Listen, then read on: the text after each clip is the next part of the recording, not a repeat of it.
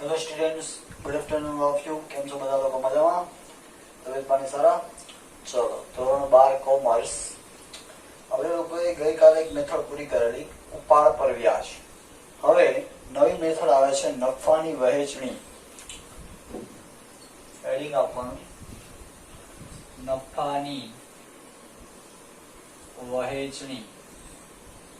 ભાગીદાર હોય, પેઢી ચલાવતા હોય તો વર્ષના અંતે નફો થાય કે નુકસાન થાય. તે વહેંચવા માટે શું હોય તો કે નફા નુકસાનનું પ્રમાણ હોય. એ પ્રમાણ મુજબ આપણે શું કરવાનો? નફો વહેંચવાનો હોય. તો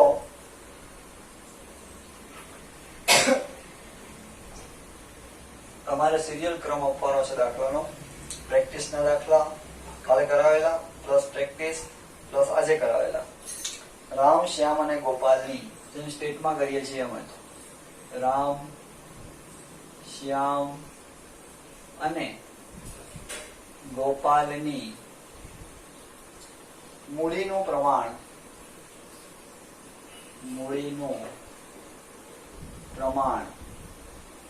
3:2:1 છે. 3:2:1 છે. જો હિસાબી વર્ષના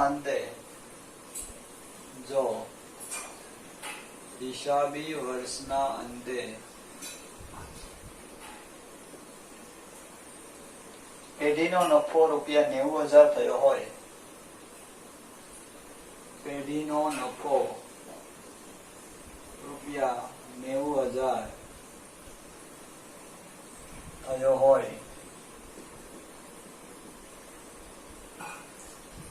તો શ્યામને કેટલો નફો મળે? તો શ્યામને કેટલો નફો મળે? ચાલો, હવે સૌથી પહેલા આ દાખલાઓ માટે બધા ભાગીદારોના લખવાના, એનું પ્રમાણ લખવાનું. કયા કયા ભાગીદાર છે? રામ, શ્યામ અને ગોપાલ. પછી મૂડીનું પ્રમાણ આપ્યું છે, લખવાનું. જે આપ્યું હોય તો લખવાનું. મૂડીનું પ્રમાણ 3:2:1. બાળકો, નફો આપ્યો છે. નફો તો કયા પ્રમાણમાં વહેંચવાનો હોય? નફા નુકસાનના પ્રમાણમાં આપ્યું નથી તો યાદ કરો ભાગીદારી પેઢીનું કરારનામું. જ્યારે પણ નફો કે નુકસાનનું પ્રમાણ ન આપેલું હોય ત્યારે નફો કેવી રીતે વહેંચવાનો? સરખે હિસ્સે. તો અહીંયા લખીશ નન્નુનું પ્રમાણ એટલે કે નફા નુકસાનનું પ્રમાણ 1:1 સરખે હિસ્સે. ત્યારબાદ આપણે શું બોલવાનું છે? શ્યામને કેટલો નફો મળે? તો શ્યામને મળતો નફો બરાબર 90,000 ગુણ્યા શ્યામનો ભાગ કેટલો? 1. ટોટલ ભાગ કેટલા? 1, 2 અને 3. ખાસ મગજમાં રાખજો. ચાલો, તો 90,000 ભાગ્યા 3 તો કેટલો નફો થશે ભાઈ? તો કે 30,000. દાખલો પૂરો. જો દાખલો પૂરો. એના પછીનો દાખલો જોઈએ તો અભય, મંથન અને ધનંજય. અભય, મંથન અને ધનંજય 2:2:1 ના પ્રમાણમાં 2:2:1 ના પ્રમાણમાં નન્નું વહેંચતા ભાગીદારો છે. નન્નું વહેંચતા ભાગીદારો છે. જો હિસાબી વર્ષના અંતે પેઢીનો નફો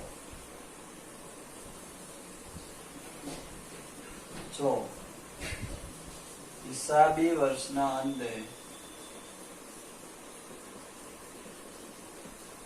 પેઢીનો નફો 1,20,000 થયો હોય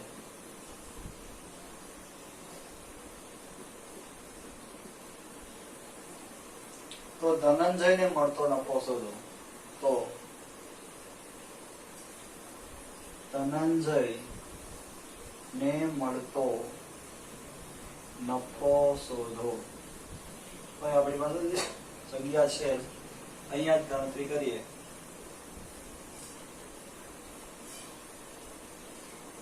કોણ કોણ છે ભાગીદાર? અભય, મંથન અને ધનંજય. અહીંયા લખીએ અભય, મંથન અને ધનંજય. 2:1 ના પ્રમાણ નન્નું વહેંચતા ભાગીદારો, એટલે કે નફો કે નુકસાનનું પ્રમાણ આપેલું છે. નન્નું પ્રમાણ કેટલું? 2:1. 2:1. ઓકે. ત્યારબાદ પેઢીનો નફો 21 થયો હોય તો ધનંજયને મળતો, ધનંજયભાઈ છેલ્લો ભાગીદાર, એનો ગોતવાનું છે. અને પેલા એ પણ લખવાનું, પેઢીનો નફો બરાબર કેટલું? 1,20,000. જેટલું આપ્યું હોય પેલા લખી નાખવું, એટલે પ્રોબ્લેમ ના થાય, ઘડીએ ઘડીએ રકમમાં જોવું ના પડે.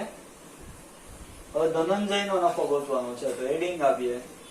ધનંજયને મળતો નફો બરાબર 1,20,000 ગુણ્યા 1 ભાગ્યા ત્રણેયનો ટોટલ 2 ને 2 4 ને 1 5. જો યાદ રાખવું, જેનું ગોતવાનું એનો ભાગ એના છેદમાં, તો કે બધાયનો ટોટલ. ઓકે, એટલે 1,20,000 ભાગ્યા 5 એટલે કેટલા? તો કે 24,000 થાય. 24,000. ચાલો ભાઈ દાખલો પૂરો. સ્ક્રીનશોટ પાડી લેજો બધા લોકો.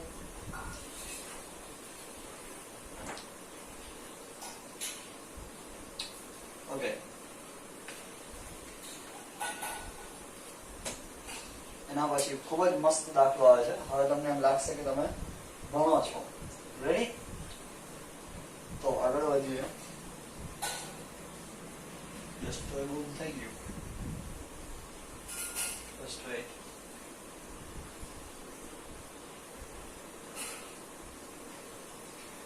So.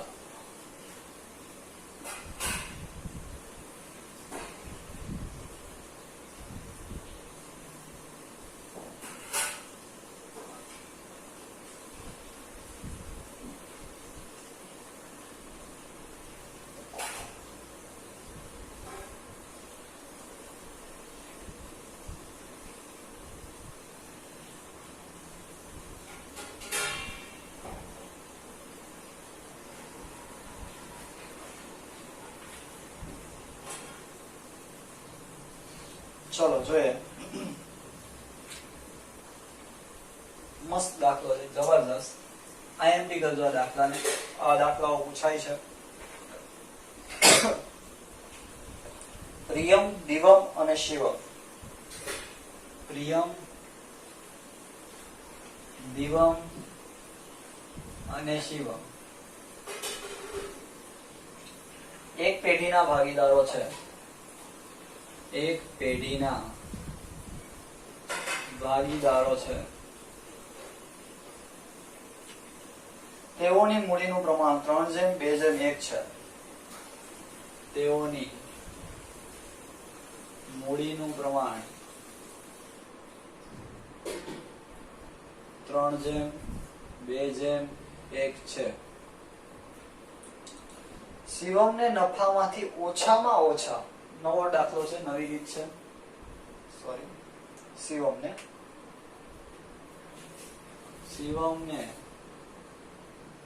નફામાંથી ઓછામાં ઓછા 2500 મળશે. 2500 મળશે તેવી ખાતરી પ્રિયમ અને દિવમે આપી છે. પ્રિયમ અને દિવમે આપી છે. પેઢીનો નફો 60,000 હોય તો પેઢીનો નફો 60,000 હોય તો ભાગીદારો વચ્ચે નફાની વહેંચણી દર્શાવો. નફાની વહેંચણી દર્શાવો.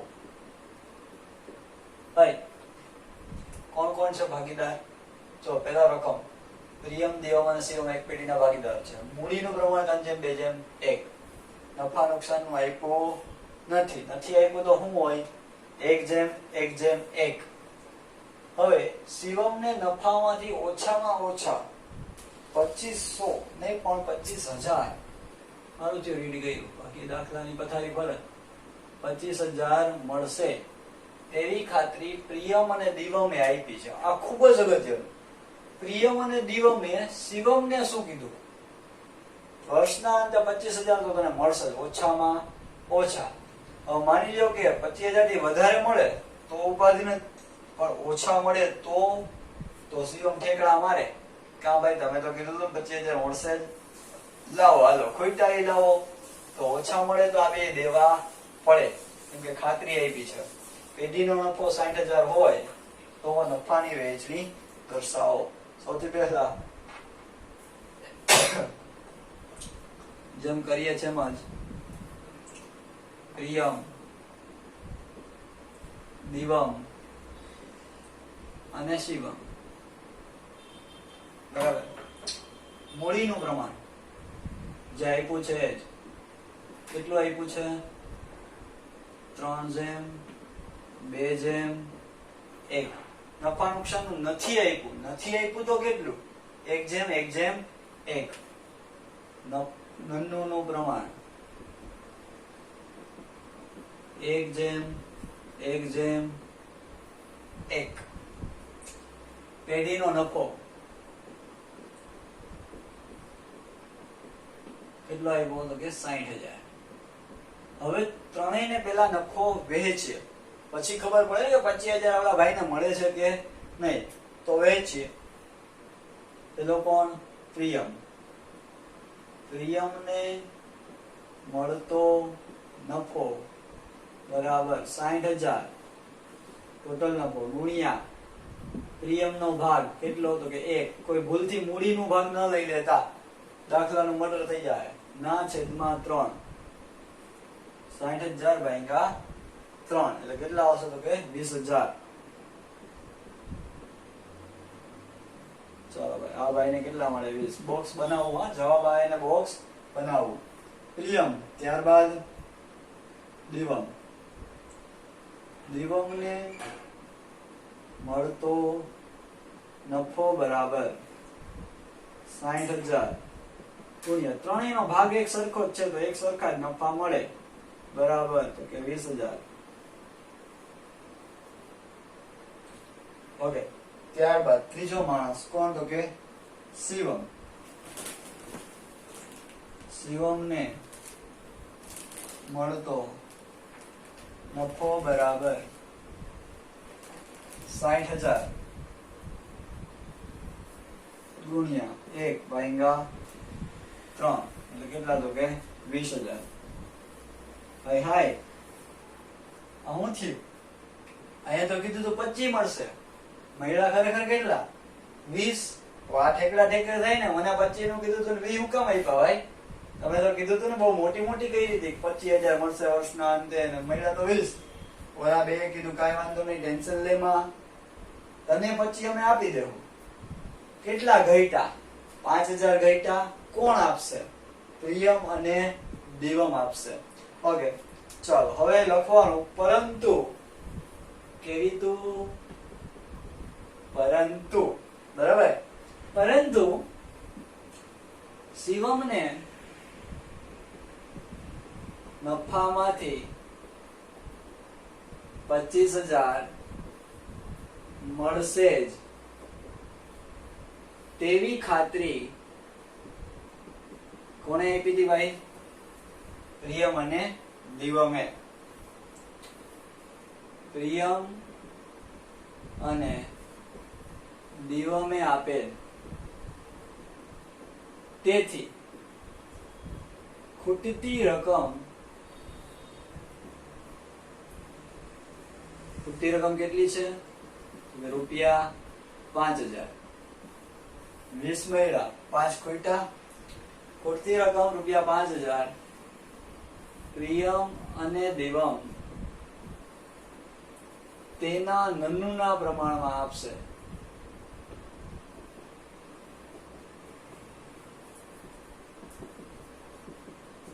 ઈ બે વચ્ચેનું નન્નુનું પ્રમાણ કેટલું? 1:1 એટલે ઈ સરખે હિસ્સે થાય છે.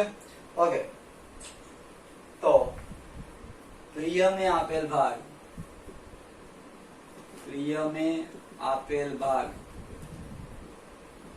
બરાબર 5000 ગુણ્યા 1/2 એટલે 2500. સમજાય છે? 5000 ખૂટ્યા, બેનો ભાગ કેટલો છે? 1:1 એટલે 1/2. ત્યાં કોઈ 3 ન કરતા, એ તો શિવમ ની વાત છે. શિવમ નો વાત પતી ગઈ અહીંયા. ત્યારબાદ દિવમે આપેલ ભાગ બરાબર 5000 ગુણ્યા 1/2 એટલે ઈ પણ કેટલા આપશે? 2500. એટલે 2500 આપશે. તો ભાઈ આને 20 મળ્યા હતા, પણ પ્રિયમને પાછા 2500 આપવા પડ્યા, તો ઘટશે એનામાંથી. દિવમને મળ્યા હતા 20, પણ દિવમને પાછો ભાગ કેટલો આપવો પડશે? ઓલાને 2500. તો એને એટલા ઓછા થાય, અને આ બે 2500 આપશે તો આના વધી જાય અને થઈ જશે 25000. ચાલો, એના પછી દરેક ભાગીદારનો નફો. આપણને કીધું હતું ભાઈ, દરેક ભાગીદારના નફાની વહેંચણી કરો. તો પ્રિયમને મળતો નફો બરાબર કેટલા હતા? 20000.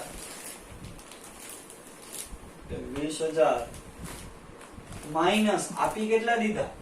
2500 આપી દીધા, તો માઇનસ 2500. 2000 માઇનસ 2500 કરો એટલે કેટલા? 17500. સેમ ટુ સેમ અહીંયા દિવમને મળતો નફો બરાબર 20000 માઇનસ 2500 એટલે કે 17500. ઓકે, આ રીતે થશે.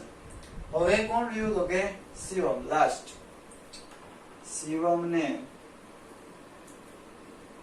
મળતો નફો બરાબર 20000 તો અહીંયા મળ્યા જ હતા, પ્લસ આ બે આવી પા કેટલા?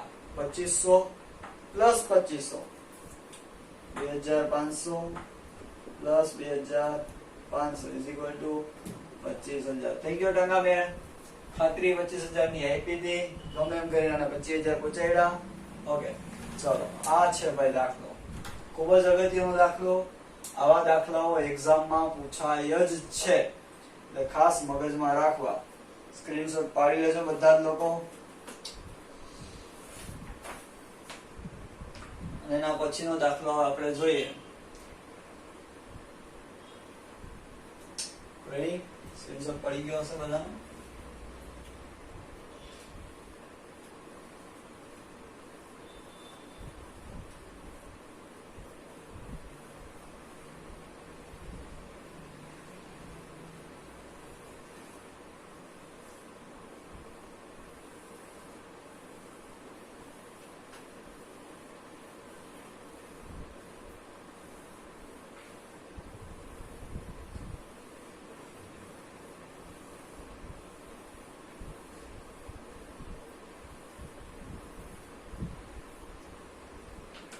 ચૈત્ર, વૈશાખ અને જેઠ.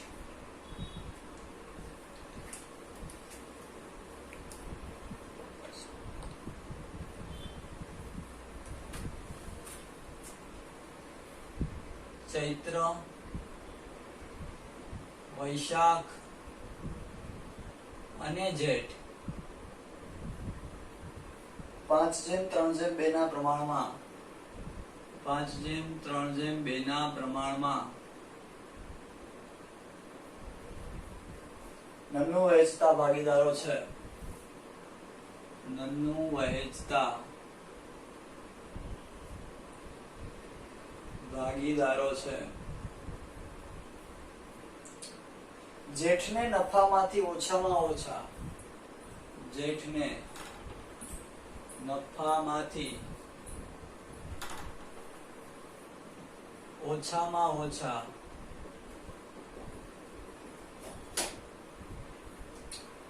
30,000 તો મળશે. 30,000 તો મળશે તેવી ખાતરી. રકમ જઈને ખબર પડી જાય. ઘણા કે ચૈત્ર અને વૈશાખ બે આપી, એવું જરૂરી નહીં કે અમે એક ક્યારેક આપતો એટલે ગોખણ પટ્ટી ન કરવી. ઓકે, ચૈત્ર અને વૈશાખે આપી. ચૈત્ર અને વૈશાખે આપી. હવે દોઢા થયા કે ભાઈ તમને 30,000 તો મળશે. વર્ષના અંતે 1,00,000 નફો થયો હતો. વર્ષના અંતે 1,00,000 નફો થયો હતો. ચાલો ભાઈ, આપણું કામ શું હતું કે સૌથી પહેલા ભાગીદારોના નામ. ચૈત્ર વૈશાખ અને જેઠ. નનનું પ્રમાણ, મૂડીનું પ્રમાણ આપેલું નથી. કેટલું? 5:3:2. પછી પેઢીનો નફો. પેઢીનો નફો બરાબર 1,00,000. ઓલા ભાઈને જ ખાલી 3 મળશે એ વાત હતી ને. ચલો, તો હવે સૌથી પહેલા ચૈત્રનો નફો લે બરાબર 1,00,000 ગુણ્યા ચૈત્રનો ભાગ કેટલો? 5. ટોટલ કેટલા? 5 ને 3 8 ને 2 10. 1,00,000 ગુણ્યા 5 ભાગ્યા 10 એટલે 50,000. રેડી? ત્યારબાદ વૈશાખ. વૈશાખનો નફો બરાબર 1,00,000 ગુણ્યા 3 ભાગ્યા 10 બરાબર 30,000. રેડી? એના પછી તો કે જેઠનો નફો બરાબર 1,00,000 ગુણ્યા જેઠનો ભાગ કેટલો? 2 ના છેદમાં 10. 10 ભાગ યાદ રાખજો, ત્રણેયનો ટોટલ 10 ભાગ છે ટોટલ. એમાંથી 5 ભાગ આના, 3 ભાગ આના, 2 ભાગ આના. ઓકે, કેટલા થાય તો કે 20,000. જેઠ મહિનો માર્યો ઠેકડા મારવા. મને 3 નું કીધું તું, મહિડા 20, બાકીનું હું ઈ કે આ બે કે કાંઈ વાંધો નહીં, ચિંતા કરમાં, અમારા નફામાંથી આપશું. કયા પ્રમાણમાં? ઈ બેયના નફા નુકસાનના પ્રમાણમાં. બરાબર? પરંતુ કેવી તો પરંતુ ઓકે, જેઠને 30,000 મળશે જ એવી ખાતરી ચૈત્ર અને વૈશાખે આપી હતી. તેથી ખૂટતા કેટલા ખૂટ્યા ભાઈ? 30 ની કીધું તું, 20 મળ્યા એટલે 10 ખૂટ્યા. ખૂટતા 10,000 ચૈત્ર અને વૈશાખ કયા પ્રમાણમાં? એના નન્નું એટલે એનું નન્નું એટલે કેટલું થાય? 5:3. 5:3 માં આપશે. ભાઈ ચૈત્રએ આપેલ નફો બરાબર 10,000 ગુણ્યા 5 ભાગ્યા 8 એટલે કેટલા થાય તો કે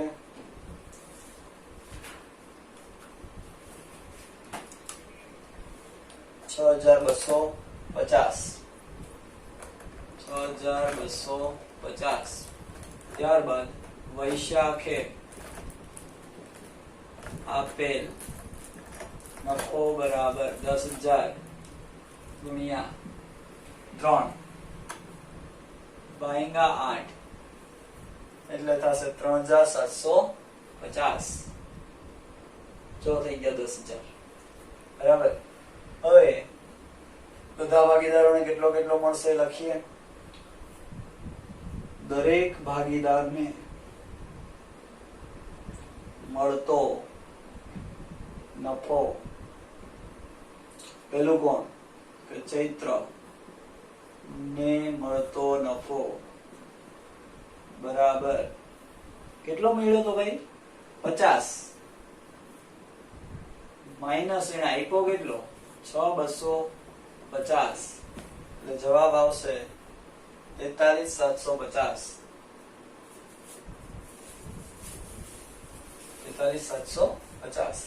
ત્યારબાદ વૈશાખ ને મળતો નફો બરાબર 50,000 માઇનસ કેટલા આપ્યા એને 3,750 એટલે જવાબ આવે 26,250.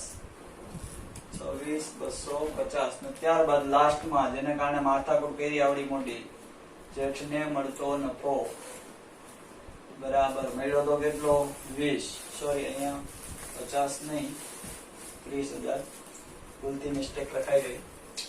જેઠને કેટલો મળ્યો તો કે 20,000 પ્લસ આ ભાઈ કેટલા આપ્યા 6,250, આ ભાઈ કેટલા આપ્યા 3,750 ને ટોટલ કેટલો થઈ ગયો 20,000. ખાતરી આપી દે પૂરી કરી. ઓકે હા ઓકે ચલો નાવ કમ્પ્લીટ. સ્ક્રીનશોટ પાડી લેજો બધા લોકો. બરાબર કઈ બી ન સમજાણું હોય આજના સેશનમાં એની ટાઈમ પૂછી લેજો. ચલો બેસ્ટ ઓફ લક.